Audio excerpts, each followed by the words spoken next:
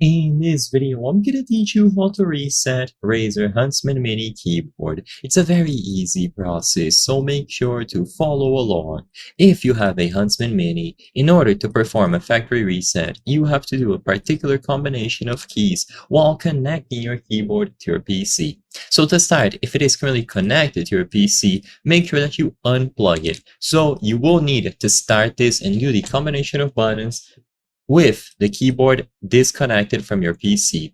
Once it is successfully disconnected, the combination of buttons will be the escape key, the caps lock key, and the space bar.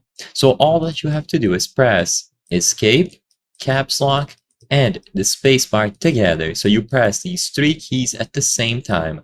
Now, while you still press all of them down together, you connect it to your PC.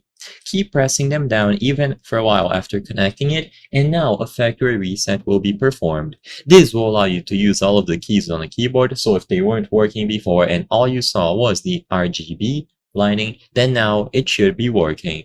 This is going to work for other models of the Black Widow series as well. So if you have a Black Widow V2, V3 for example, you do the exact same thing. You unplug it from your PC first, then you press escape, caps lock, and spacebar simultaneously while you connect it to your PC. So essentially 3 main steps. And by doing this, you will take the keyboard out of what is known as demo mode or demonstration mode. This way, the keyboard is now usable. If for whatever reason it still does not work, then just repeat the same steps again, because sometimes the keyboard might go into demo mode instead of exiting out.